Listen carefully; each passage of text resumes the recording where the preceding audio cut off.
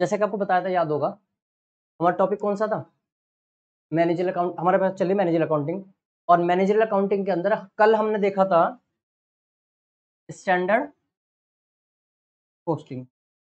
Standard costing के अंदर हमने क्या बताया था, कल ये बताया गया था कि भाई होता क्या है, एक प्री डिटरमाइंड कोस्ट हम फिक्स कर देते हैं, मतलब हम पहले से पहले तय कर लेते हैं कि फ्यूचर में कितनी कोस्ट इस लागत की आनी चाहिए। मतलब किसी भी काम को करने की, प्रोडक्शन को बनाने की भविष्य में लागत क्या आनी चाहिए, वो पहले से ही तय कर लेना, क्या कहलाता है, स्टैंडर्ड कॉस्ट। तो होता क्या है, स्टैंडर्ड कॉस्ट में बताया था कि हम क्या करते हैं, सबसे पहले हम किसी भी काम को करने की आने वाली लागत को पहले से फिक्स कर लेते हैं, जिसको क्या बोला जाता है, स्टैंडर्ड कॉस्ट। इसे बोलते हैं हम कौन सी कॉस्ट है, प्री डिटरमाइंड कॉस्ट। ऐसी कोस्ट जो प्री डिटरमाइंड है, मतलब पहले से तय की हुई है। इसके आधार पर फिर हम चेक करते हैं अपने क्या, एक्चुअल परफॉर्मेंस। एक्चुअल परफॉर्मेंस मतलब वास्तविकता में कितना खर्चा आया। तो देखिए, हमने ये तय करना है कि भाई मटेरियल लगाया, मैंने सोचा था कि मेरा मटेरियल लगभग इतने रुपए का लगेगा। अब एक्चुअली में कितना लगा वो चेक करना पड़ेगा। हमने सोचा मेरा मटेरियल की इतनी मात्रा यूज होनी चाहिए, बट एक्चुअली में कितना यूज हुआ ये देखना पड़ेगा। लेबर का लगभग कितना खर्चा आना चाहिए, लेकिन एक्चुअली में कितना हुआ ये देखा। तो मतलब पहले से पहले जो आना चाहिए वो तो क्या कहलाता है, स्टैंडर्ड कॉस्ट। लेकिन ये चेक करना कि एक्चुअली में फिर कितना आया काम होने के बाद, एक्चुअली में उसे परफॉर्मेंस को चेक करना, ये होता है एक्चुअल परफॉर्मेंस। अब होता क्या है, इन दोनों के बीच को हमें क्या देखना पड़ता है, इनकी कंपैरिजन करनी पड़ती है कि भाई जो मैंने सोचा था वो और जो एक्चुअली में खर्चा हुआ है वो, इन दोनों में कुछ अंतर है या फिर नहीं। अगर इन दोनों में अंतर है तो उसी को बोला जाता है वेरिएंस। तो इसका मतलब हम इसके अंदर देखते हैं पहले वेरिएंस। तो वेरिएंस का मतलब ही क्या होता है, वेरिएंस का मतलब होता है स्टैंडर्ड कॉस्ट माइनस,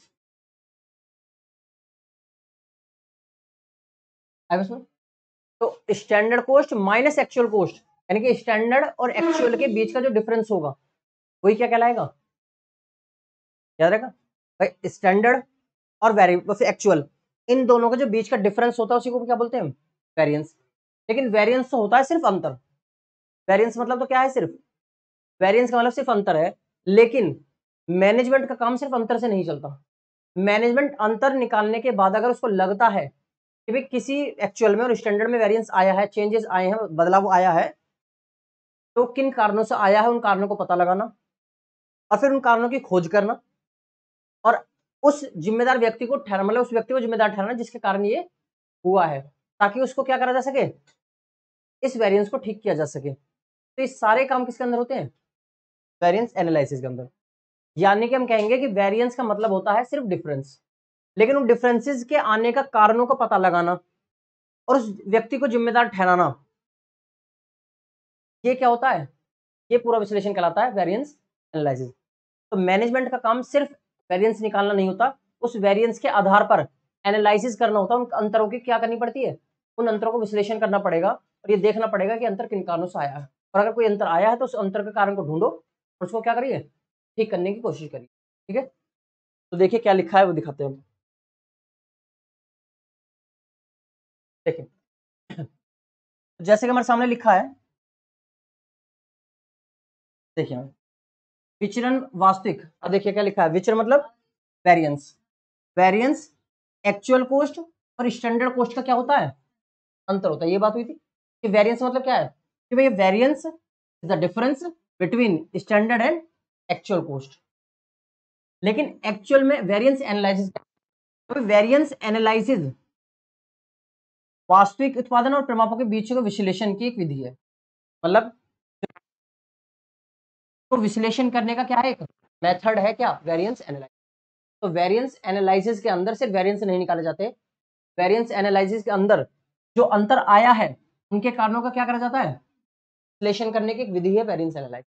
तो देखो क्या लिखा है, इसमें कुल विचरणों को, मतलब इसमें टोटल वेरिएंस जो आएगा, आपको माल को बनाने में जो खर्चा आया, उस वेरिएंस को छोटे छोटे वेरिएंस में पहले बांटा जाता है। देखो क्या लिखा है, इसमें टोटल वेरिएंसेस को प्रकार सब डिवाइडेड किया जाता है जिससे प्रबंधक मैनेजर उन विचरण के कारणों का और उनके उत्तरदायी व्यक्तियों को क्या कर सके, पता लगा।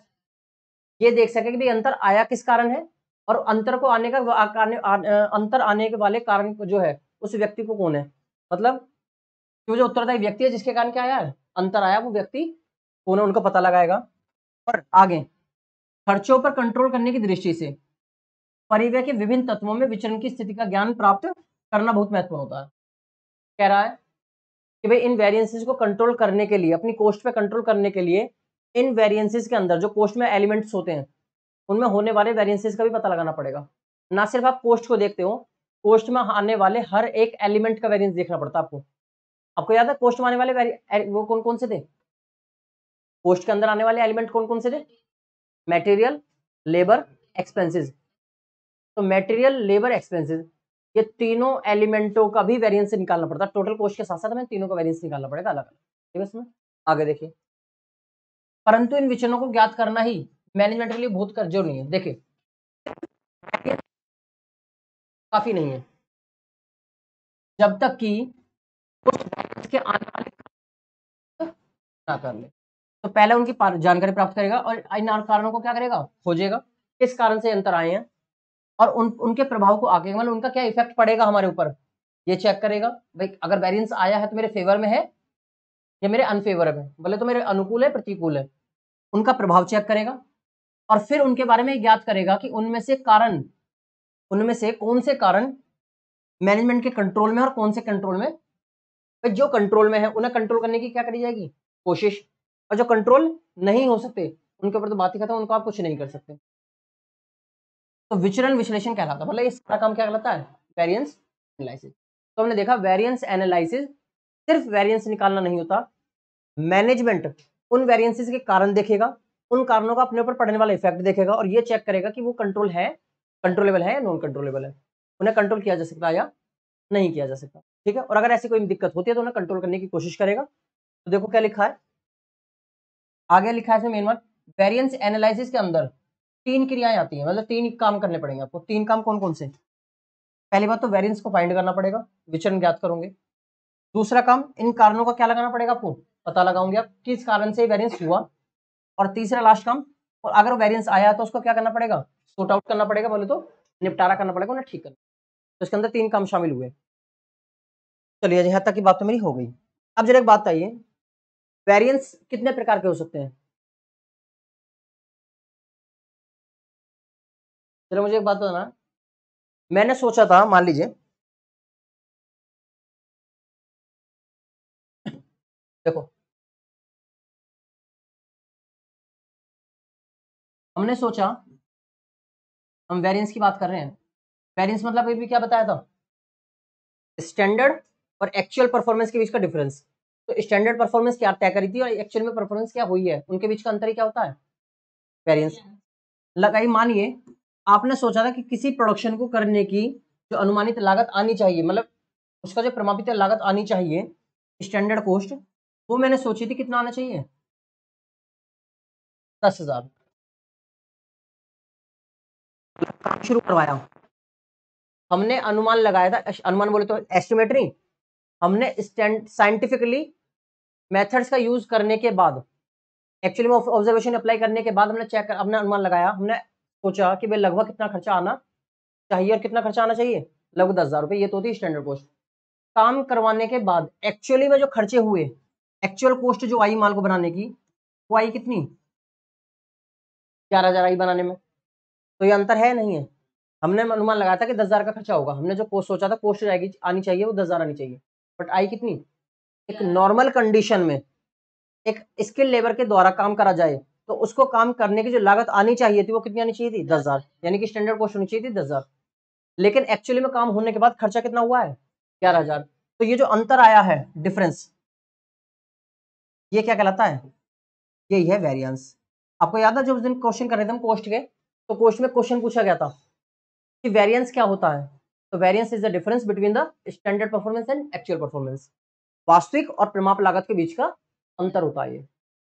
तो वेरिएंस मतलब ये हो गया। अब जरा मुझे बताओ, ये अंतर जो 1,000 रुपए आया है वो आपके फेवर में है या आपके अनफेवर है, मतलब ये मेरे अनुकूल है प्रतिकूल है, इसे अनुकूल मानो प्रतिकूल माने,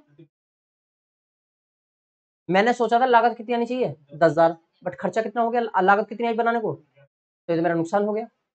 आना चाहिए था 10,000 खर्चा, लेकिन मेरे से अपोजिट 1,000 रुपये फालतू खर्च हो गए, मेरे पोस्ट लागत आ गई 1,000 रुपये ज्यादा, इसलिए से बोल जाता है क्या, अनफेवरेबल। आई बस समझ, ये मेरे प्रतिकूल है।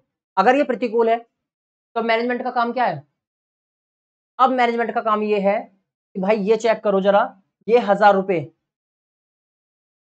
का डिफरेंस आने का कारण क्या है। अब मैनेजमेंट का काम शुरू क्या होता है, तो वेरिएंस एनालिसिस के अंदर ना सिर्फ वेरिएंस निकाला जाता है, वेरिएंस निकालने के बाद ये भी देखा जाएगा कि वो मेरे फेवर है या अनफेवर है, और साथ साथ फिर ये देखेंगे अगर कंट्रोलेबल है, अगर अंतर आया है तो इसके कारण का क्या करिए, पता लगाइए ये 1,000 रुपये का अंतर आया क्यों, मेटेरियल की वजह से आया है, या लेबर की वजह से आया है, या एक्सपेंसेस की वजह से आया है। मेटेरियल में भी आया है तो किस कारण से आया है, उसकी मात्रा की वजह से आया है, उसकी लागत की वजह से आया है, यानी कि हर तरीके से उसकी क्या करनी पड़ेगी, खोज करनी पड़ेगी कारण की, किस कारण से अंतर आया, और कारण का पता लगाने के बाद उसको क्या करना पड़ेगा, फिर शॉर्ट आउट भी करना पड़ेगा, उसे ठीक भी करना पड़ेगा। ये सारा वेरिएंस जो एनालिसिस होता है, विश्लेषण करने की प्रक्रिया क्या कहलाती है, वेरिएंस एनालिसिस। तो ये तो था अनफेवरेबल। एक बात बताइए, लेकिन आपने सोचा 10,000 खर्चा आएगा, बट खर्चा कितना आया, सिर्फ खर्चा आया सिर्फ 9,000। अब की बार तो मेरे फायदे में, मैंने सोचा खर्चा 10,000 होगा, लेकिन माल कितने में बन गया, 9,000 में, मेरी लागत कम आई है, कम आई तो मुझे क्या होगा यहाँ पे, ये मेरे फेवरेबल होता है, अनुकूल है। इसको हम कोशिश करते हैं इसको और बढ़ाने की, हमारी कोशिश ये है अगर फेवरेबल है तो उसे बनाए रखा जाए और कोशिश करी जाए और माल बचाया जा सके और फेवरेबल बनाया जा सके, है नहीं है। और ये हमने देखा भी था किसमें, इसको फेवरेबल करने का तरीका क्या होता है, कॉस्ट अकाउंटिंग पढ़ी थी, कॉस्ट अकाउंटिंग में क्या थी, इंसेंटिव दीजिए, लेबर को स्किल्ड करने की कोशिश करी ताकि खर्चा कैसे का कम से कम आए। तो देखा जाए तो मैनेजमेंट अकाउंटिंग और कॉस्ट अकाउंटिंग लगभग कैसी है, एक जैसा ही काम है, कुछ ही अंतर होता है इन दोनों में।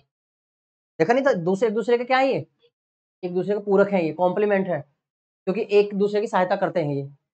तो फाइनली ये 1,000 रुपये अनफेवरेबल नहीं होगा, क्या होगा ये, अब होगा ये फेवरेबल। आई बस में, तो सुनिए अब, अगर फेवरेबल है और अनफेवरेबल है तो इसके बारे में बताया गया है, अब वो सुनते हैं जरा, हाँ सुनिए अब। देखिए, इंटरप्रिटेशन ऑफ वेरिएंस, मतलब वेरिएंस का इंटरप्रेट करना, ये रिजल्ट निकालना कि वो फेवरेबल है या अनफेवरेबल है। तो हमने देखा फेवरेबल और अनफेवरेबल दो टाइप के वेरिएंस होते हैं। फेवरेबल वेरिएंस का दूसरा नाम होता है क्रेडिट वेरिएंस। देखो दूसरा नाम क्या लिया जाता है, क्रेडिट वेरिएंस। देखिए, जब वास्तविक परिमाप मतलब actual performance, pre determine performance मतलब से अच्छे होते हैं, क्या लिखा है, अगर मेरे वास्तविक परिणाम एक्चुअल परफॉर्मेंस मेरी अच्छी है, किससे, स्टैंडर्ड से, मेरे फेवर में होगा नहीं होगा, भाई अगर मेरी परफॉर्मेंस एक्चुअल परफॉर्मेंस मेरी अच्छी है, ज्यादा नहीं बोल रहा हूं मैं, मेरी एक्चुअल परफॉर्मेंस अच्छी है किससे, स्टैंडर्ड से, तो मेरे लिए क्या होगा, अच्छा, तो यह अनुकूल विचरण कहलाता है। ये क्या कहलाता है, इसे बोलते हैं फेवरेबल वेरिएंस। तथा जब ये प्रमाप खराब हो जाए, अगर ये वेरिएंस क्या हो जाए, खराब हो जाए, तो ये क्या बन जाता है, अनफेवरेबल। हाँ, मेरी एक्चुअल परफॉर्मेंस कम हो जाए किससे, स्टैंडर्ड से। अब अनुकूल विचरण को मतलब फेवरेबल को दूसरा नाम क्या बोला गया है, क्रेडिट वेरिएंस। ये बताना चाह रहे थे हम, इसका दूसरा नाम भी लिया जाता है क्या, फेवरेबल को क्या बोला जाता है, क्रेडिट वेरिएंस, और अनफेवरेबल को क्या बोला जाता है, डेबिट वेरिएंस। देखो ये लिखा, अनफेवरेबल को बोला जाता है डेबिट वेरिएंस। क्लियर, फाइनली क्या देख रहे हैं, हुँ?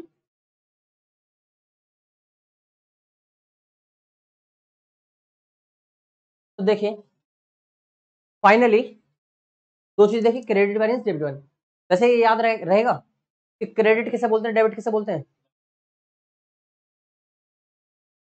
अब याद रखने के लिए भाई नॉर्मली हाँ, अब याद रखने में कई बार पेपर में भूल जाए या दिमाग से उतर जाए, इसे मैंने जोड़ा था किससे, इस चीज को मैंने जोड़ा था अपने अकाउंट से। नॉर्मली एक बात है, जब हमारे खाते में पैसे आते हैं तो क्या आता है, your account will be credited with इतने रुपीज, या your account has been credited with इतने रुपीज। जब मेरे खाते में पैसे आते हैं, क्रेडिट होता है, तो मेरा फायदे तो होता है, तो क्रेडिट मतलब मेरा फायदा फेवरेबल, और डेबिट अगर पैसे कट जाए तो डेबिट लिखा आता है, यानी कि मेरा नुकसान अनफेवरेबल। आई बस में, चलिए इसके बारे में ये सारी बातें, अब इसको ज्यादा पढ़ने की अपनी जरूरत है नहीं। तो ये दो चीजें हमें ध्यान जाननी थी। अब बात आती है ये कि क्या टोटल वेरिएंस से काम हो गया? आपने अभी भी देखा था 1000 रुपए का अंतर आया था, लेकिन वो 1000 रुपए का अंतर आया किस कारण से था? तो बात हो रही है वेरिएंस होते कितने प्रकार के हैं। अब आ जाइए उसके बारे में बात करते हैं। उससे पहले हम क्या देख लें एक बार कि भाई वेरिएंस कितने टाइप के, कंट्रोलेबल, अनकंट्रोलेबल। कंट्रोलेबल मतलब ऐसे वेरिएंसेस जिसके लिए किसी व्यक्ति को उत्तरदायी ठहराया जा सकता है। मतलब अगर ये अंतर आता है, मतलब अगर वेरिएंस आता है, अनफेवरेबल होता है या फेवरेबल भी होता है, मान लो कुछ भी हो, लेकिन वो किसी व्यक्ति, उसके लिए किसी व्यक्ति को जिम्मेदार ठहरा सकते हो। फॉर एग्जाम्पल मेटेरियल की वेस्टेज बहुत ज्यादा हुई है। जैसे आप जानते हो कि जब लोहे की चादर बनाई जाती है, कटिंग होती है, तो कटिंग करने के चक्कर में बहुत से होते हैं स्किल्ड वर्कर, वो कम से कम कटिंग करने की कोशिश करते हैं, और बहुत से कैसे होते हैं अनस्किल्ड, वो कटिंग ज्यादा करते हैं, मतलब वेस्टेज ज्यादा करते हैं। लाइक एक टेलर को मान लीजिए, जब एक टेलर कपड़े सिलता है, तो जो जितना अच्छा टेलर होगा वो कपड़ा कम वेस्ट करता हो, कटिंग बिल्कुल प्रॉपर करता, माइनर से माइनर चेंजेस लाता, मतलब बहुत ही कम कोशिश करता है कि वेस्ट हो। जबकि एक अनस्किल्ड क्या करेगा, कटिंग वटिंग ज्यादा करता है, मतलब वेस्टेज ज्यादा करता है। तो इसके लिए आप उससे उत्तरदायी ठहरा सकते हो नहीं ठहरा सकते? हमें पता चल जाएगा कि ये गलती किसकी हुई है, लेबर की गलती है या मेटेरियल की गलती है, किसी व्यक्ति की गलती है। मतलब क्या कह रहे हैं, कंट्रोलेबल वेरिएंस वे होंगे जिनके लिए किसी व्यक्ति को उत्तरदायी ठहराया जा सकता है और उस पर चीजों को कंट्रोल किया जा सकता है। और अनकंट्रोलेबल मतलब जिसके लिए अपनी फैक्ट्री में किसी व्यक्ति को उत्तरदायी नहीं ठहराया जा सकता। फॉर एग्जाम्पल हुआ क्या, मार्केट में मेटेरियल के रेट बढ़ गए, मैं जो रॉ मेटेरियल ला रहा था उसके मार्केट में क्या हो गया, अब रेट बढ़ गया। अब सिंपल सी बात है, अगर मार्केट में जो मेटेरियल है वो रेट बढ़ जाएंगे तो मेरी एक्चुअल कॉस्ट कम आएगी ज्यादा आएगी, ज्यादा आएगी। और स्टैंडर्ड कॉस्ट मैंने सोची थी कम, भाई हमें लग रहा था 10 रुपए के हिसाब से इतनी कॉस्ट आनी चाहिए, लेकिन मार्केट में अगर 11 रुपए हो गए तो उसमें मैं किसको उत्तरदायी ठहराऊंगा? अब आप अपनी फैक्ट्री के अंदर किसी व्यक्ति को उत्तरदायी नहीं ठहरा सकते और आप इसे कंट्रोल भी नहीं कर सकते। आप अनकंट्रोल भाई वो अब मेरी संस्था से बाहर की बात आ गई है, संस्था के अंदर होता तो मैं उसे कंट्रोल कर भी पाता। अब मेरी ऑर्गेनाइजेशन से बाहर की बात हो रही है, अगर वहां पे होती मैं उसको क्या कर लूंगा? तो देखो क्या लिखा है, वेरिएंस एनालिसिस में कंट्रोलेबल को अनकंट्रोलेबल से क्या करना पड़ेगा आपको अलग, ताकि ये तो पता चले कंट्रोल कर सकता हूं या नहीं कर सकता। कंट्रोल कर सकते तो करो।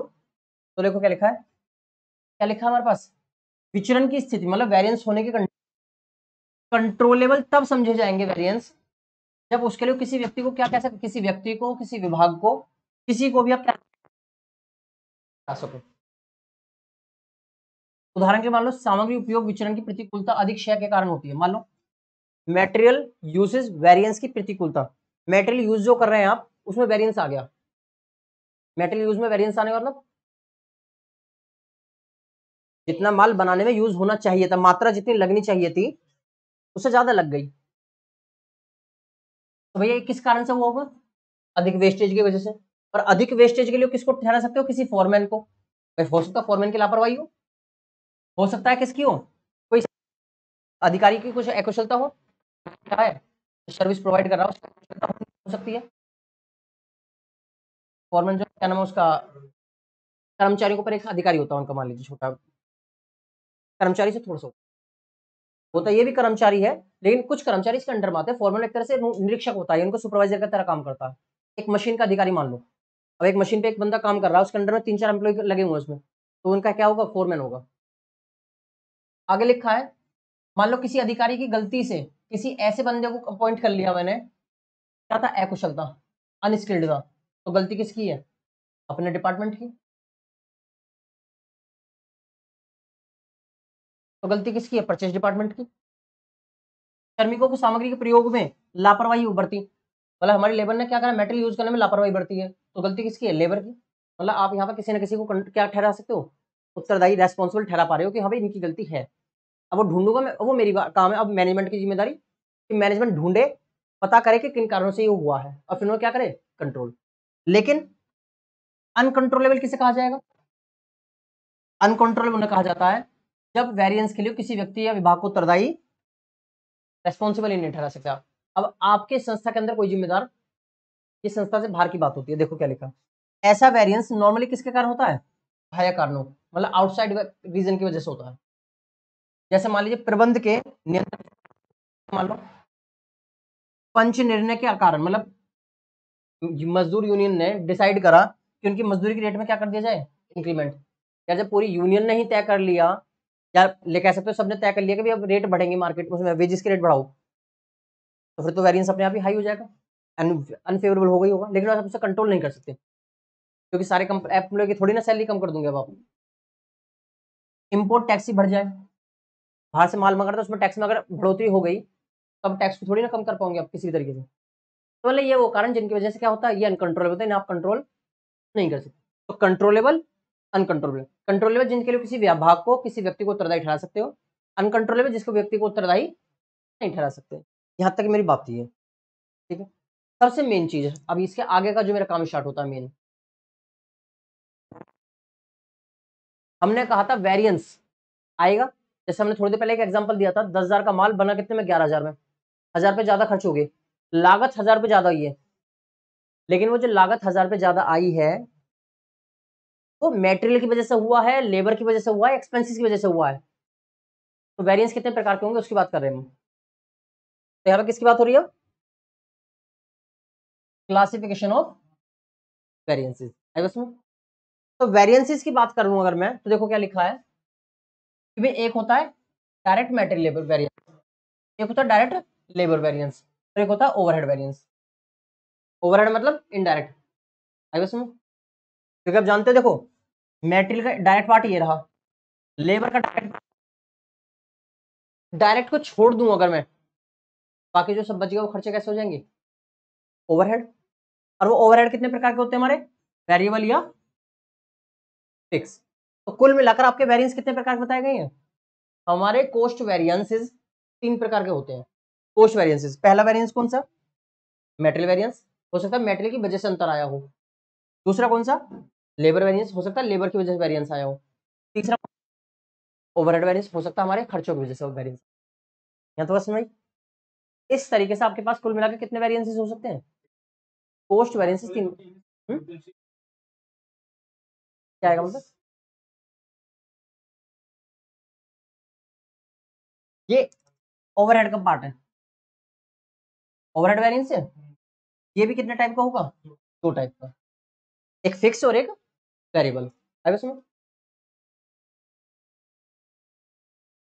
का मतलब ये है कि कोस्ट वेरिएंस एक निगाह में अगर देखा जाए तो कोस्ट वेरिएंस 3 प्रकार के होते हैं। एट वेरिएंस, एट ग्लांस का मतलब होता है एक निगाह में देखना, मतलब शॉर्ट रूप में दिखा दी। अब एक बात हूं, अब मैं आपको इस तरीके से दिखाऊं, ये मेटल वेरिएंस है, अब मैं आपको ये दिखाऊं, ये लेबर वेरिएंस है। अब मैं आपको आगे दिखाएं, ये कौन सा वेरिएंस है, ओवरहेड वेरिएंसेस है। इतने सारा दिख रहा, एक बार समझ में आया कुछ, अभी अलग अलग दिखाएंगे तो दिक्कत होगी। उन्होंने क्या कहा, एक ही बार में थोड़ा डायग्राम सा बना के दिखा दिया कि डायरेक्ट दिखाया जाए तो वेरिएंस कितने प्रकार के, 3 प्रकार के। वो अलग अलग हम बाद में समझाएंगे, एक ही निगाह में अगर देखना पड़े, जैसे मैंने अभी तुम्हें दिखाया था मेटेरियल अलग, इसका ये ओवरहेड वेरिएंस का लिखा था, ओवरहेड वेरिएंस में 2 होते हैं, ये तो बता रहे थे अभी भाई, एक होता है मेटेरियल, एक होता है लेबर। ओवरहेड कितने प्रकार का होगा, वेरिएबल अलग और फिक्स अलग। अब आएगा समझ, इस तरीके से मतलब वेरिएंस होते 3 ही प्रकार के हैं, पोस्ट वेरिएंस 3 प्रकार के। यहाँ तो कोई दिक्कत। अब हमारी जिम्मेदारी क्या बनती है, अब हमारा काम बनता है क्या देखना, अलग अलग इनके बारे में पढ़ना, ठीक। तो चलिए आइए जरा बात करते हैं, अब अलग अलग पढ़ते हैं।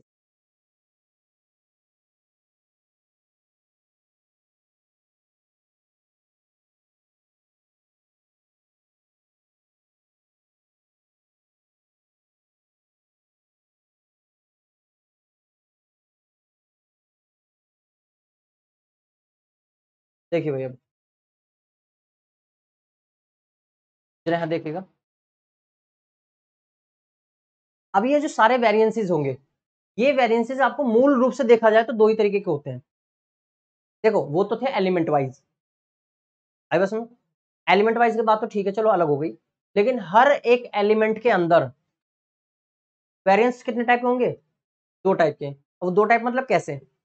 कुछ होते हैं प्राइस वेरिएंस और कुछ होते हैं क्वांटिटी वेरिएंस, मात्रा और मतलब हमने सोचा था कि लगभग इतना खर्चा आना चाहिए, इतना खर्चा मतलब प्राइस इतना आना चाहिए, लेकिन आया उससे ज्यादा या कम, जो भी ज्यादा चाहे कम बात अलग है, वेरिएंस तो है। देखिए वेरिएंस मतलब फेवरेबल भी होना अनफेवरेबल बात है, अंतर तो आया, लेकिन किस में अंतर आया? ये मूल्य में, प्राइस में। एक अंतर होता है किसकी वजह से? क्वांटिटी की वजह से। आपने सोचा था कि लगभग इस चीज को बनाने में इतनी क्वांटिटी यूज होगी, बट उससे ज्यादा हो गई या उससे कम हो गई, तो ये वेरिएंस कैसा है? मात्रा। तो वेरिएंस कितने प्रकार के होंगे आपके सामने? दो, क्वांटिटी भी हो सकती है और प्राइस भी हो सकती है। आई बस में तो चलो दिखाए, देखो क्या लिखा है, मूल रूप से जितने भी विचरण है, सभी विचरण, मतलब मूल रूप से अगर आप देखो, बेसिकली अगर आप देखते हो तो सारे के सारे वेरिएंस, लेकिन किसको छोड़ दो, ये बात ध्यान रखना, थोड़ा सा इस पर ध्यान दे, फोकस देना।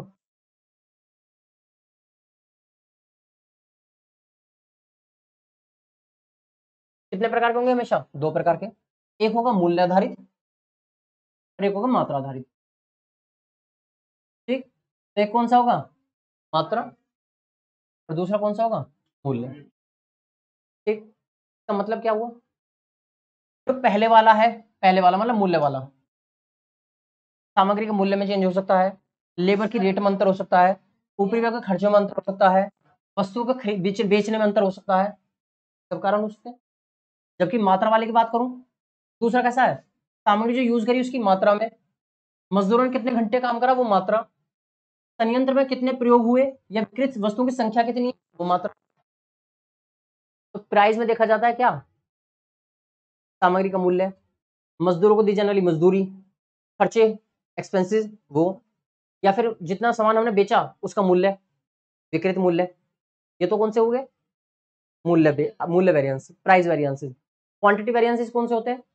जैसे मेटेरियल कितना यूज करा गया, इसमें वेरिएंस हो गया, लेबर ने कितने घंटे काम करा उसका वेरिएंस हो गया, वो भी तो एक तरह की मात्रा ही है। जो खर्चा हुआ है उस खर्चे की बात करो, संयंत्र मतलब कितने घंटे काम करा, मतलब मशीन ने कितने घंटे काम करा, इसकी वेरिएंस, वस्तु बेची गई उसकी संख्या, तो ये कौन सा वेरिएंस होगा? हाँ तो फाइनली थोड़ा याद रखेंगे, बेसिक बेसिक बातें हमारी हो गई। अब यहां से आगे आपका स्टार्ट होता है रट्टा मारने वाला काम। अब तक तो सिर्फ समझने वाला ज्यादा हो गया। अब हर वेरिएंसेस के क्या है अपने अपने फॉर्मूले, और पेपर में अधिकतर चांस है किस चीज के? पेपर में अगर आप देखोगे तो दो ही टाइप के वेरिएंस आपको दिखाई देंगे, वैसे क्वेश्चन बहुत कम आते हैं। इनमें से मैंने एक क्वेश्चन देखा था, हाँ देखो अगर फॉर्मूले बेस की बात करूं तो फॉर्मूले में तो दोनों आ चुके हैं, मेटेरियल भी और लेबर भी, नेट में मिल जाते हैं। टीजीटी पीजीटी में भी एक आधा क्वेश्चन मिला है फॉर्मूले से रिलेटेड, लेकिन फॉर्मूले का क्वेश्चन भी था, छोटा सा था, ज्यादा बड़ा क्वेश्चन नहीं था। एक क्वेश्चन मैंने न्यूमेरिकल देखा था, हमने कहाँ पे, हरियाणा में, हरियाणा में पीजीटी था, उसमें देखा था। तो वेरिएंसेस के अंदर भी कुछ क्वेश्चन हो सकते हैं, और पीजीटी में भी आए हुए हैं वेरिएंस, ऐसी बात नहीं है।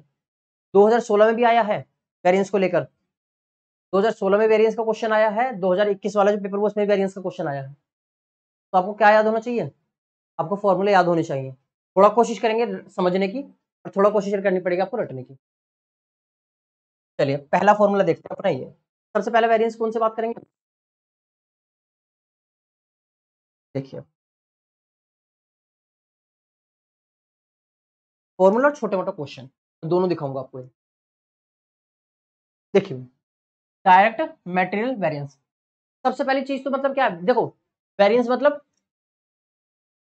वेरिएंस मतलब अंतर, हिंदी थोड़ी पूछ रहे हैं। वेरिएंस मतलब क्या होता है? अंतर। किस किस का अंतर? एक्चुअल का और स्टैंडर्ड का। यानी कि हमेशा यहाँ पे दो ही बातें होंगी। अंतर कैसे निकाला जाएगा? दोनों को माइनस करके। यानी कि आप जब भी देखोगे फॉर्मूले में क्या होगा, हमेशा स्टैंडर्ड और एक्चुअल को क्या करा गया होगा? माइनस। ठीक, और किसका वेरिएंस देखना चाहते हैं आप यहाँ पे? यानी कि यहाँ पे बार बार किसकी बात होगी? सिर्फ और सिर्फ मेटल की। अब मैं मेटल मतलब मेटल का रेट क्या है उसका अंतर पूछ सकते हैं, मेटल कितनी यूज करी इसका अंतर पूछ सकते हैं, मेटल की कॉस्ट कितनी आई इसका अंतर पूछ सकते हैं, ये अंतर हो सकते हैं। तो देखो, तो भाई अगर मैं मेटेरियल वेरिएंस की बात पूछूं तो सबसे पहले वेरिएंस कौन सा होता है? Material cost variance. यानी कि जो आपकी मेटेरियल की लागत आती है, भाई जब आप सिंपल सी चीज, आप ना क्यों देख रहे हो, तो इसमें से लिख लेना मिल जाएगा। ठीक है, पहले समझ में ध्यान दो क्योंकि क्वेश्चन समझ भूल जाएंगे, फॉर्मूले रटे भी नहीं पाने का आगे जाके दिक्कत ही होती है। थोड़ा समझ लोगे तो थोड़ा हो सकता है क्लियर हो जाए। तो बात ये था भाई, मटेरियल की कॉस्ट की बात हो रही है, मटेरियल का कॉस्ट वेरिएंस। एक बात है, मटेरियल की लागत की बात हो रही है। इसका ये पूछा जा रहा है कि जो आप माल बनाते हो, जो भी आपने प्रोडक्शन करा, उस प्रोडक्शन में मटेरियल की क्या लागत आई है, उसका अंतर देखना चाह रहे हैं आप। तो आपने सोचा कि मैं कितनी यूनिट बनाता हूं, मैं 100 यूनिट इस्तेमाल करूंगा, और जिसकी लागत कितनी रुपए होगी, 10 रुपए। यानी कि मेरे हिसाब से खर्चा कितना होना चाहिए, 1000 रुपए मेरा खर्चा होना चाहिए। मेरे मटेरियल की कॉस्ट कितनी आनी चाहिए, 1000 रुपए। इसमें आपने दो चीज देखी, क्वांटिटी और प्राइस, और जोड़ करके आ गई, गुणा करके आ गई कॉस्ट। तो मैं अंतर किसका देख रहा हूं, मैं क्वांटिटी का देख रहा हूं, रेट का देख रहा हूं, या कॉस्ट का देख रहा हूं। हम कॉस्ट का देख रहे हैं तो दोनों की मल्टीप्लाई करके पहले कॉस्ट निकाली गई। दूसरा, लेकिन हुआ क्या एक्चुअली में मटेरियल लगा सिर्फ कितना, 90, और भैया रेट कितना था, 10 ही। तो कितना हो गया, 900। वेरिएंस है, कितना अंतर दिखा दे रहा है, फेवरेबल या अनफेवरेबल। सोचा था 1000 रुपये खर्चा हुआ 900 रुपये खर्चा, 100 रुपये बच गए, फेवरेबल। आई बस में। अब जरा मुझे बताओ, एक अंतर तो एक वेरिएंस तो आपको यहां दिखाई दिया, इसी को बोला जाता है क्या, मटेरियल कॉस्ट वेरिएंस। और मटेरियल कॉस्ट वेरिएंस कैसे निकाला जाता है, स्टैंडर्ड कॉस्ट में से एक्चुअल कॉस्ट माइनस कर दो, सिंपल। तो जितना माल मेरे हिसाब से लगना चाहिए था, उसमें से एक्चुअल में कितना माल लगा उसे माइनस कर दो, आपको पता चल जाएगा। ठीक है, तो यहाँ तो कोई दिक्कत। अब जरा मुझे बताओ कॉस्ट निकाली कैसे गई, कॉस्ट कैसे निकाला, कॉस्ट कैसे निकाला अपने इसमें। अभी मैंने स्टैंडर्ड क्वांटिटी की स्टैंडर्ड रेट में मल्टीप्लाई करी तो स्टैंडर्ड कॉस्ट आ गई। मैंने एक्चुअल क्वांटिटी की एक्चुअल प्राइस में मल्टीप्लाई करी, एक्चुअल कॉस्ट आ गई। फॉर्मूला ये देखो ये रहा। तो मैंने फॉर्मूला क्या लगाया, स्टैंडर्ड कॉस्ट में से एक्चुअल कॉस्ट माइनस कर, देखो स्टैंडर्ड कॉस्ट में से एक्चुअल कॉस्ट माइनस करी, क्या आ गया, वेरिएंस आ गया। कौन सा वेरिएंस, कॉस्ट वेरिएंस। या फिर ऐसे कहो, अब ये बताइए ये कैसे निकाला फिर आपने, भाई स्टैंडर्ड कैसे निकली, स्टैंडर्ड क्वांटिटी को स्टैंडर्ड रेट से मल्टीप्लाई कर दिया। देखो स्टैंडर्ड क्वांटिटी को स्टैंडर्ड प्राइस से क्या कर दिया, एक्चुअल कॉस्ट निकाली तो एक्चुअल क्वांटिटी को एक्चुअल प्राइस से मल्टीप्लाई कर दिया, हो गया आपके बात। Material cost variance, material cost variance भी कितने टाइप का होता है, इसके अंदर दो चीजें शामिल होती है। मतलब अब जरा खुद सोचो, ये जो अंतर आया है, जो कॉस्ट में अंतर आया है, वो कॉस्ट में अंतर किस कारण से आ सकता है, या तो क्वांटिटी के कारण, या फिर हो सकता है इसकी वजह से, जैसा भी बताया। मान लीजिए स्टैंडर्ड कॉस्ट और एक्चुअल कॉस्ट, आपने कहा 100 यूनिट 10 रुपए की, 90 यूनिट 10 रुपए की, ये हो गया 1000 रुपए, ये हो गया 900 रुपए, ये आ गया 1000 रुपए। ठीक है, तो फाइनली क्या देखा आपने, मेरी कॉस्ट में क्या आया है, अंतर। भैया कॉस्ट में जो अंतर आया है, क्वांटिटी के कारण हुआ होगा या प्राइस के कारण हुआ होगा, है नहीं है। चाहे क्वांटिटी के कारण हुआ हो, चाहे प्राइस के कारण हुआ हो, चाहे किसी एक के कारण हुआ हो, इन दोनों का टोटली तो आया होगा 100 रुपए। जो ये अंतर आया होगा वो होगा तो इन दोनों का, दोनों में से टोटल किसी ना किसी का आएगा उसमें। देखो जरा, तो पहला अंतर किसके वजह से देख रहे हैं हम, कॉस्ट वेरिएंस में पहला अंतर मैं किसका देख रहा हूं, प्राइस का। मतलब कॉस्ट तो मैंने देख लिया, अब कॉस्ट के अंदर दो अलग अलग चीजें थी, क्वांटिटी भी थी और प्राइस भी था। तो प्राइस का अंतर देखो कैसे देखो, तो भैया मुझे क्या देखना है अब, मटेरियल प्राइस वेरिएंस।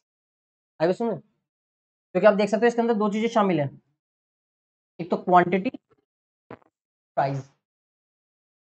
अब अलग अलग देखेंगे, बस हो गया काम खत्म। तो पहले किसका दिखा, प्राइस का वेरिएंस। अब जरा मुझे एक बात बताइए, प्राइस का वेरिएंस कैसे निकाला जाता है, भाई आप किसके बीच में वेरिएंस निकालना चाह रहे हैं, मैं मटेरियल प्राइस वेरिएंस, किसका वेरिएंस निकालना चाह रहे हैं, मैं वेरिएंस निकालना चाहता हूं किसका, किसका अंतर निकालना चाह रहे हैं हम प्राइस का अंतर निकालना चाह रहे हैं। तो सिंपल सी चीज जरा बताओ मुझे, अगर प्राइस का निकालना होगा, आप वेरिएंस निकालना चाहते हो, डिफरेंस निकालना चाहते हो किसके बीच में, प्राइस के बीच में, तो एक ही तरीका है, अंतर आ जाएगा। आई बस में, तो क्या होगा, स्टैंडर्ड प्राइस में से एक्चुअल प्राइस को क्या कर दो, माइनस कर दो। लेकिन सिर्फ प्राइस आया अभी तो इसकी मल्टीप्लाई किसमें करनी पड़ेगी आपको, एक्चुअली में क्वांटिटी कितनी कंज्यूम करी थी भाई, ये तो 1 यूनिट का अंतर आया है, सिर्फ यूनिट कितनी है, अभी थोड़ी देर पहले जब क्वेश्चन समझा रहा था मैं आपको, 100 यूनिट थी, 10 रुपए का था, कितना हो गया 1000। मैंने क्या करा, मैंने 100 यूनिट यूज करी, रेट कितने का 9 रुपए का, कितना हो गया, कितना आया 100 रुपए अंतर आया। अब जरा मुझे बताइए क्वांटिटी में कोई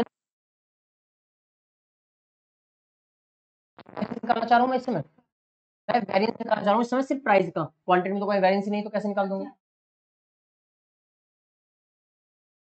हाँ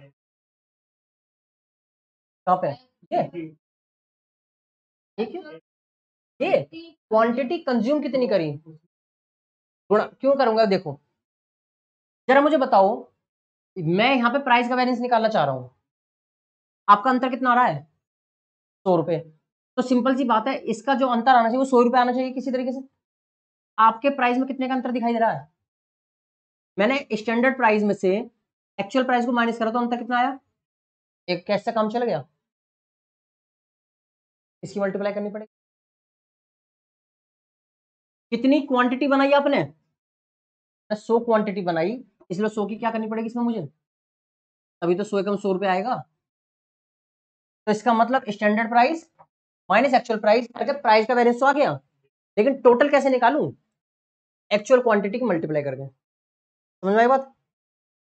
अब किसकी बात करेंगे,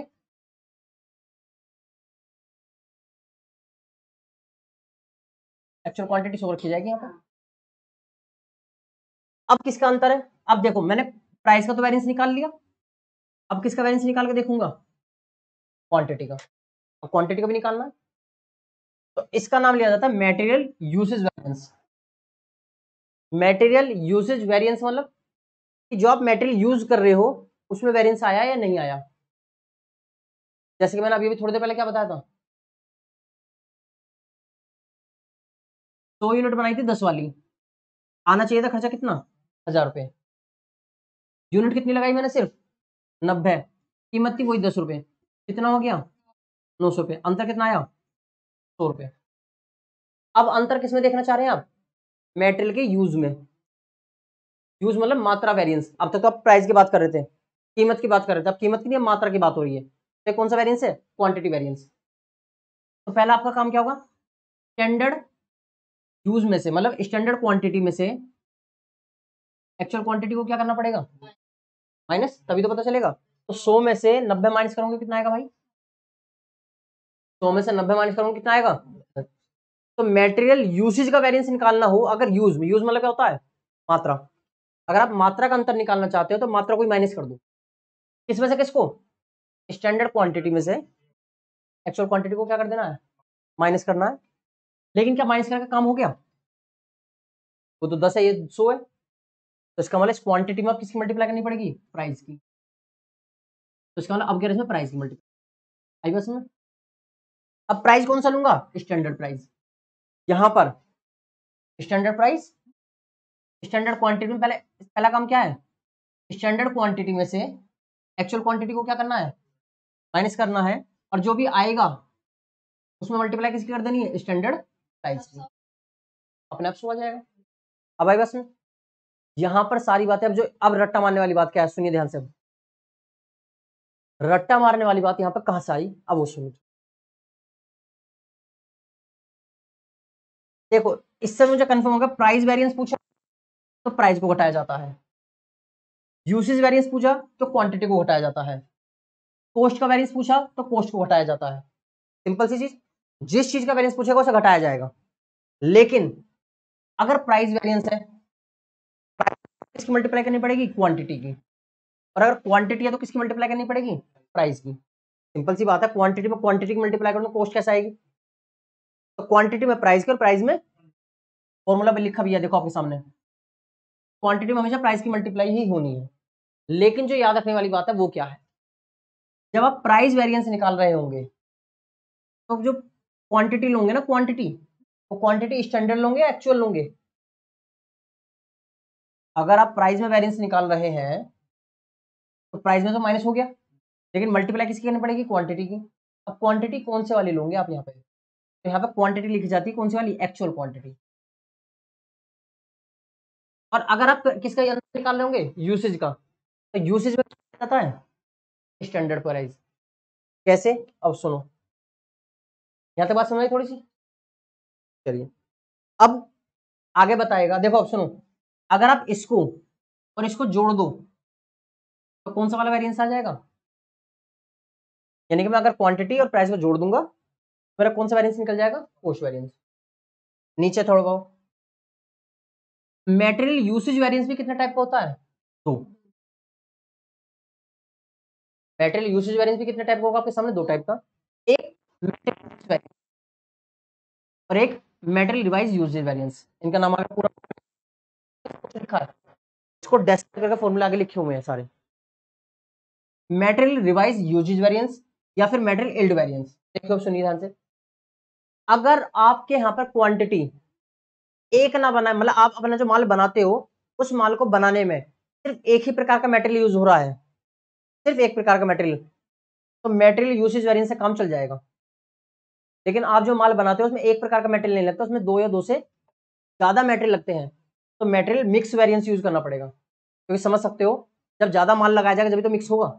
तो अगर एक ही तरीके का माल है तो मेटेरियल यूसेज वेरिएंस से काम चल जाएगा, लेकिन अगर एक से ज्यादा तरीके का माल है तो कौन सा वेरिएंस निकालना पड़ता है, मेटेरियल मिक्स वेरिएंस।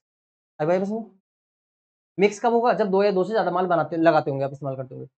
आगे मेटेरियल इल्ड वेरिएंस, ये इल्ड वेरिएंस मतलब जो आप माल उत्पादन कर रहे हो,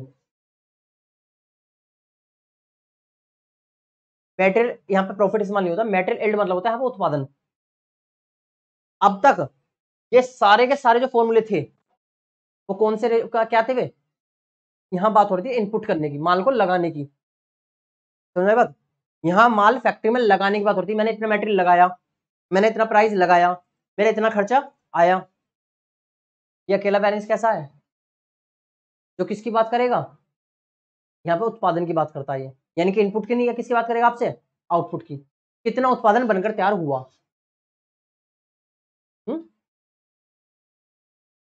मतलब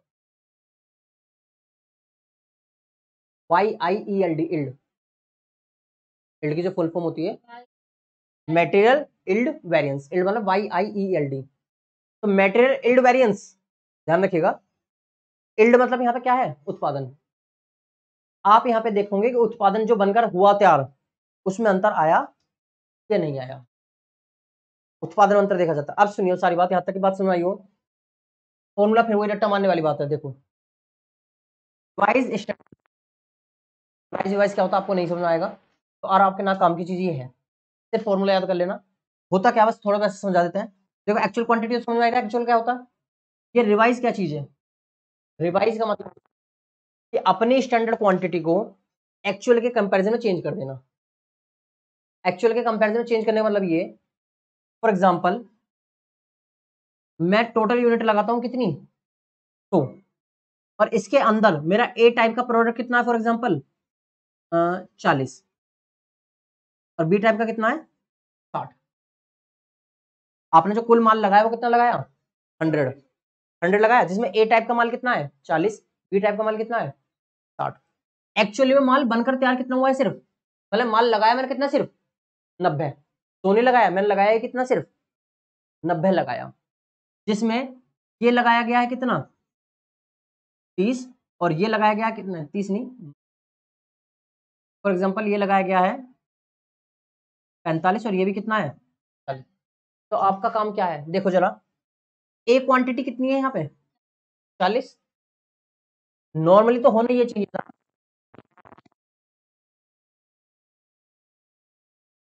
standard quantity minus actual quantity, normal तरीका तो ये कहता है कि 40 में से 45 को माइनस करो, वेरिएंस पता कर लो 5 का वेरिएंस है, ये तो होता है नॉर्मल तरीका। लेकिन यहाँ पे आपको इसको क्या करना पड़ेगा, थोड़ा रिवाइज करना पड़ेगा। रिवाइज क्यों? क्योंकि जो ये 40 था वो कितने पे निकला हुआ था, जबकि 45 कितने पे है, तो आपको इस 40 को भी कन्वर्ट करना पड़ेगा कितने में, 90 में, तभी तो दोनों बराबर तुलना कर पाओगे आप। भाई सिंपल सी बात है, मुझे अगर मैं अपनी बात करूं, मान लीजिए मेरे यहाँ पेपर होता है 600 में से, आपके यहाँ पेपर होता है फॉर एग्जाम्पल 500 में से, मुझे मिले हैं 300 नंबर, आपको भी मिले हैं 300 नंबर, क्या हम दोनों बराबर हैं? देखने से लग रहा है दोनों को 300 मिले तो बात बराबर है, लेकिन मुझे नंबर मिले हैं कितने में से और आपको कितने मिले? तो पहले मैं अपने 300 नंबर को कन्वर्ट करूंगा आपके नंबर के पॉइंट ऑफ व्यू से। जैसे देखा जाए तो ये इसका कितने परसेंट है वैसे तो 50%, बट मैं अपने इस 300 को रिवाइज करूंगा इसके कंपैरिजन में आपके कम, मैं इसको ये देखूंगा ये इसका कितने परसेंट है, तो ये इसका कितने परसेंट है भाई, 60%, और ये इसका कितने परसेंट है, अब ये कितना है इसका, तो ये एक मिनट रुक जाओ, 300 है ना, दोनों 300 300 हो गए, तो अब क्या है, ये कितने परसेंट है भाई, आपने कहा भी 600 में से 300 मिले, मिले हुए हैं 60%, यानी कि ज्यादा नंबर किसके हुए,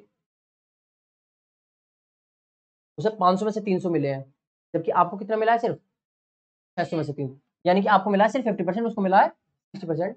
तो आपको रिवाइज करना पड़ता है कि अपने नंबर को उसके कंपैरिजन में क्या करिए, चेक करिए। तो यहाँ पे भी यही काम होगा, इसको 500 की इसमें देखा जाएगा 90 के हिसाब से, परसेंटेज रिवाइज करा जाता है, एक तरह से परसेंटेज मान लो रेशियो में रखा जाता है। क्या होता है, ये 40 ऊपर रखा जाता है, टोटल नीचे क्या लिख देंगे तो, और इस 90 पे जाकर चेक कर लेंगे परसेंटेज, तो ये बना जाता है कि 100 पे कितना है 40, तो 90 पे कितना होगा, इसको बोलते हैं रिवाइज करना। लेकिन मैंने कहा ना हमारा काम है रिवाइज करने का, बस याद रखेंगे कि मेटेरियल मिक्स वेरिएंस निकालना है, क्या करना होता है, स्टैंडर्ड क्वांटिटी जगह क्या लेना पड़ता है, रिवाइज स्टैंडर्ड क्वांटिटी। आई इसमें मेटेरियल रिवाइज यूज वेरिएंस है, रिवाइज यूज वेरिएंस, आपने जो रिवाइज करा है उसका बताओ सिर्फ। अब देखो किसके बारे में बात कर रहा हूं, सिर्फ मैं बात ही कर रहा हूं मेटीरियल रिवाइज यूसेज वेरिएंस, मैं सिर्फ किसका वेरिएंस देखना चाहता हूं, जो मैंने रिवाइज करा है। एक बात और, रिवाइज किसे करा गया था, एक्चुअल को या स्टैंडर्ड को, अभी अभी मैंने किसको चेंज करना बताया था, अभी मैंने स्टैंडर्ड को कन्वर्ट करा था एक्चुअल के कंपेरिजन, मतलब मैं चेंज किसको करता है, स्टैंडर्ड को, तो इसका मतलब स्टैंडर्ड क्वांटिटी में से रिवाइज स्टैंडर्ड क्वांटिटी घटा दो, पता चल जाएगा कितना चाहिए, क्योंकि हम क्या देखना चाहते हैं, रिवाइज कितना हुआ है, तो जो रिवाइज करके आया था किसमें से माइनस कर दें, स्टैंडर्ड में से ही रिवाइज स्टैंडर्ड को माइनस करना होगा ताकि उसका अंतर देखा जा सके। और अगर क्या देखना चाहते हैं आप, उत्पादन का अंतर, मेटेरियल इल्ड वेरिएंस, तो भाई इल्ड वेरिएंस में एक्चुअल इल्ड में से, मतलब एक्चुअल उत्पादन में से स्टैंडर्ड माइनस करा जाएगा। इन सब में एक चीज थोड़ा थोड़ा ध्यान से देखें, ऐसे मैं स्टैंडर्ड रेट चल रहा होगा। भाई एक बात देखो, इसमें क्या इस्तेमाल हुआ था,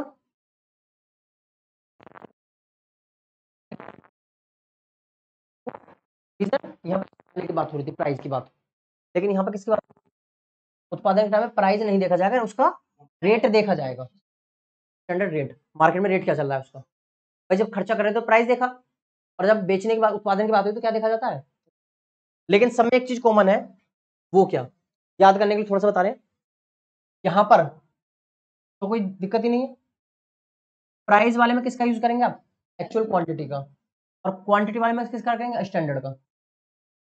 ये स्टैंडर्ड यूज करना है किसमें, यूसेज में।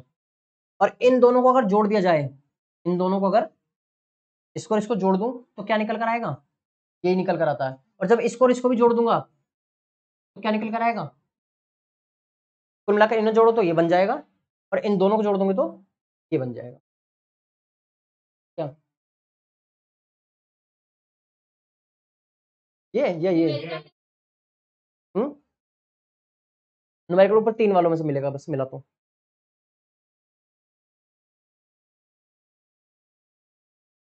नीचे वाला फॉर्मूला रट्टा मारना है सिर्फ आपको। फॉर्मूला अगर याद कर लिया तो काम हो जाएगा। जैसे देखो अभी दिखाते हैं, हाँ रट्टा तो मारना पड़ेगा। इसमें सारे फॉर्मूले दिखा रखे हैं आपको, देखो ये रहा इसका फॉर्मूला, ये रहा, ठीक है।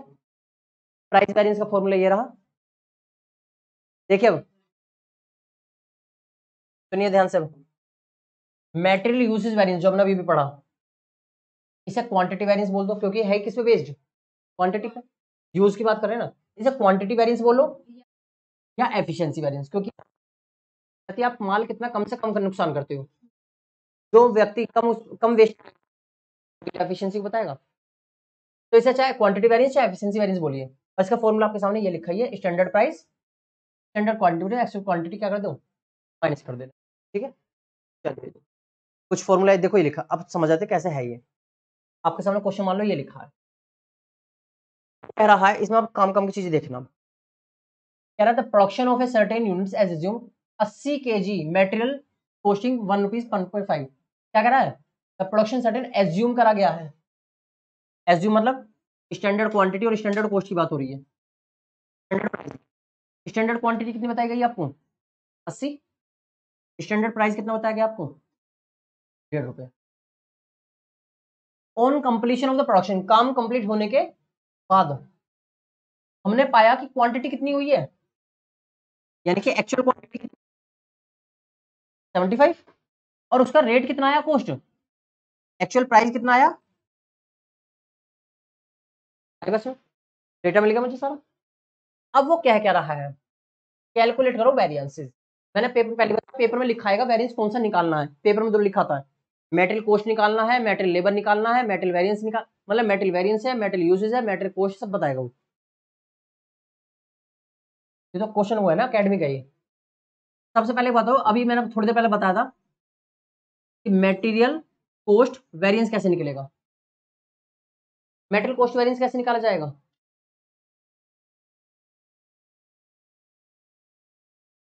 मेटेरियल कॉस्ट की बात हो रही है, लागत की बात। तो स्टैंडर्ड कॉस्ट में से एक्चुअल कॉस्ट को क्या कर दो, मैं सिंपल कॉस्ट की बात है तो कॉस्ट को जिसका वेरिएंस पूछे उसे माइनस करना होता है। कॉस्ट वेरिएंस तो कॉस्ट को माइनस करो, किस किस को, वही स्टैंडर्ड और, क्योंकि मैंने बार बार बताया वेरिएंस का मतलब क्या होता है, standard minus actual.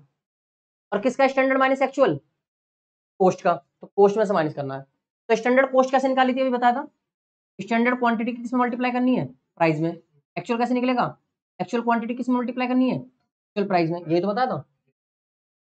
Standard quantity कितनी है आपकी, 80, स्टैंडर्ड प्राइस कितना है 1.5, तो 80 गुणा 1.5 minus actual quantity actual price. Actual quantity कितनी है 75, क्वांटिटी 1.75, 75 1.75। अब दोनों को क्या करके देखो माइनस, तो देखो ये लिखा metal cost variance, standard cost में से क्या घटाना है, एक्चुअल कॉस्ट। तो स्टैंडर्ड कॉस्ट कितनी आई, इसकी से मल्टीप्लाई करी 40 रुपए, मतलब वो 120 रुपए। इसकी से मल्टीप्लाई करी कितना आया, 131 रुपए। 11 फेवरेबल है अनफेवरेबल है, सोचा था 120 रुपए खर्च होंगे, लागत आएगी 120 रुपए, लागत कितनी आई 131.25, यानी कि मेरा अनफेवरेबल, मेरी लागत ज्यादा आ गई, इस वजह से क्या बोला गया अनफेवरेबल। ये हमारा एडवर्स है, एडवर्स मतलब एडवर्स का मतलब होता है अनफेवरेबल, या तो इसे अनफेवरेबल लिखो या इसे एडवर्स लिखो, इंग्लिश में मतलब हिंदी में बोला जाता है प्रतिकूल है ये। आई बस में अब दूसरा कौन सा बताया था मैंने आपको, material price variance, price variance हुआ था, किसका वेरिएंस निकालना है, प्राइस का। तो प्राइस में से प्राइस माइनस करनी है, यानी कि स्टैंडर्ड प्राइस में से एक्चुअल प्राइस माइनस करनी है। स्टैंडर्ड प्राइस कितना था, एक 1.5 और एक्चुअल प्राइस कितना है 1.75, यही तो है। लेकिन क्या इससे काम चल जाएगा, अभी तो सिर्फ प्राइस लिखा, क्वांटिटी कहाँ है। मैंने क्या बताया था, इसमें किसकी मल्टीप्लाई करी जाती है, एक्चुअल क्वांटिटी, बताया प्राइस वाले में एक्चुअल क्वांटिटी की मल्टीप्लाई होती है। और एक्चुअल क्वांटिटी कितनी है, एक्चुअल क्वांटिटी 75, तो यानी कि यहाँ पर 75 लिखा जाएगा। देखो एक्चुअल क्वांटिटी, स्टैंडर्ड यूनिट और एक्चुअल क्वांटिटी, स्टैंडर्ड यूनिट कितनी है? 1.5 रुपए की। ये कितने की? 1.75 की।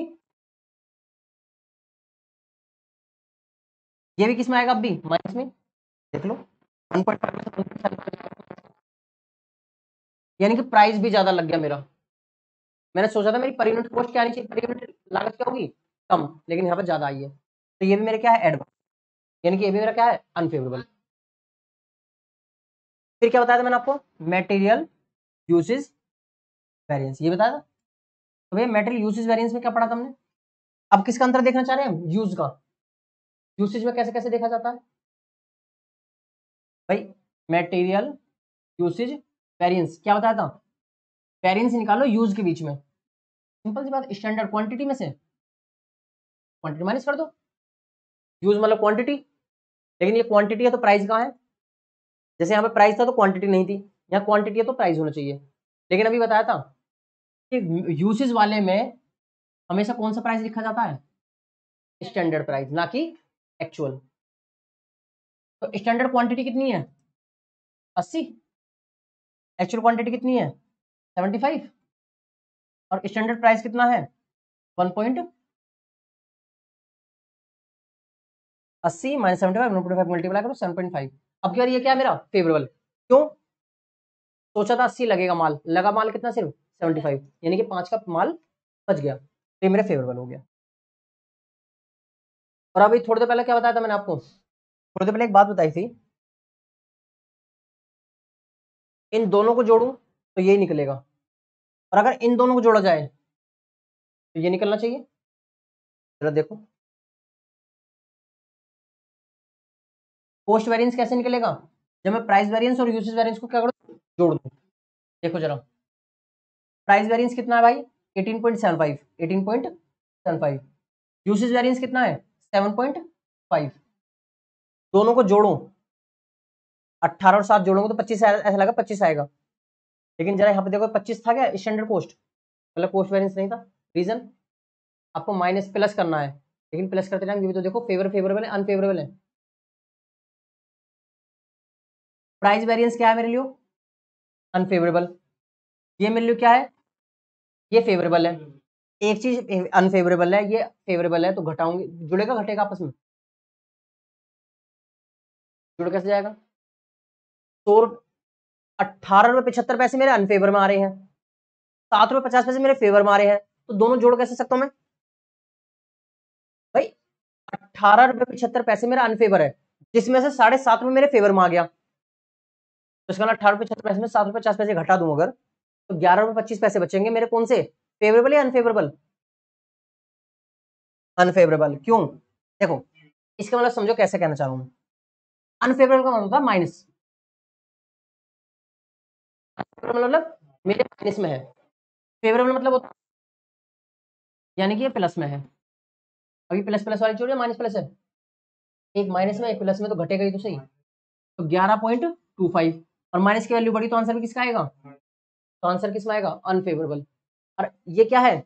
ये प्राइस है, ये क्वांटिटी है, और जोड़ोगे तो क्या बताया था मैंने आपको? कॉस्ट वेरिएंस निकलेगा। देखो कॉस्ट वेरिएंस 11.25 प्लस क्यों कर दिया? और लिखा तो एडवर्स, तो भी एड प्लस ही था। हमें प्लस माइनस लिखना नहीं होता, ये तो समझाने के लिए प्लस माइनस। माइनस का मतलब होता है एडवर्स, बोले तो अनफेवरेबल, प्लस का मतलब होता है फेवरेबल। ऐसे लिखेगा वो, प्लस माइनस थोड़ी ना लिखेगा। तो याद रहे सारी चीजों में, सब फॉर्मूले में स्टैंडर्ड में से एक्चुअल को घटाना पड़ेगा। समझ में बात? क्योंकि जब मैं लगाऊंगा ज्यादा, सुन लब, इनपुट की बात कर रहा हूं, मैं लगाऊं ज्यादा और खर्चा हो जाए क्या? कम। भाई मैंने खर्चा सोचा था ज्यादा होगा, मतलब स्टैंडर्ड सोचा ज्यादा होगा, लेकिन कम हुआ तो मेरा फायदा होगा। और अगर स्टैंडर्ड कम हो और खर्चा ज्यादा हो जाए तो नुकसान होगा। लेकिन उत्पादन की बात करो उल्टा, उत्पादन मतलब मैंने सोचा था कम उत्पादन होगा, स्टैंडर्ड कम था, लेकिन एक्चुअली में उत्पादन हो गया ज्यादा, तो ये फायदा नुकसान है, यानी कि उल्टा केस है। इनपुट की बात करो तो हम कोशिश करते हैं इनपुट लगे कम से कम, मतलब इनपुट क्या हो कम से कम, और खर्चा उससे भी कमाना चाहिए। भाई हम खर्चा कम करने की कोशिश क्या करते हैं कि जितना मैं सोचूं उससे भी कम खर्चा हो, तभी मैं फेवर मानूंगा। लेकिन उत्पादन में क्या होता है, जब आउटपुट की बात हो, मिलने की बात हो, तो जितना सोचूं उससे ज्यादा मिले तभी तो मैं अपना फायदा मानूंगा। तो जरा इसमें देखो ध्यान से, सब में स्टैंडर्ड में से किसको माइनस करा हुआ है, एक्चुअल को। स्टैंडर्ड में से एक्चुअल, स्टैंडर्ड में से एक्चुअल, स्टैंडर्ड में से एक्चुअल। जब जब प्लस वाली वैल्यू क्या होगी, ज्यादा वैल्यू क्या हो, अगर प्लस वाली वैल्यू ज्यादा है तो समझ लीजिएगा क्या होगा, फेवरेबल। और अगर प्लस वाली वैल्यू एक्चुअल ज्यादा हो जाए, स्टैंडर्ड कम हो जाए तो क्या हो जाएगा, अनफेवरेबल। लेकिन एक अकेला ये ऐसा है, देखो ये क्या लिखा है, यील्ड वेरीज, उत्पादन की बात हो रही है। ये फॉर्मूले सब में देखो, सब में ठीक था, इसमें एक्चुअल पहले स्टैंडर्ड बाद में आया। क्यों, मैंने सोचा था तो यूनिट मेरी बननी चाहिए, मतलब मेरा उत्पादन कितना होना चाहिए, मेरा आउटपुट होना चाहिए 100, बट एक्चुअली में कितना हुआ है, एक्चुअल में आउटपुट हुआ है कितना, 90। अब तक तो ये देखा था कि अगर 100 रुपये खर्चा मानकर चलूं, मतलब मैंने माना मेरी कॉस्ट कितनी होनी चाहिए, 100 रुपये, और 90 रुपये कॉस्ट आ जाए, स्टैंडर्ड कॉस्ट इतनी और एक्चुअल कॉस्ट इतनी, फेवरेबल अनफेवरेबल, 100 रुपये एक्चुअल कॉस्ट लगी कितनी, 90 रुपये, तो इसे फेवरेबल होंगे अनफेवरेबल होंगे, फेवरेबल, क्योंकि सोचा था ज्यादा खर्चा होगा, हुआ कम।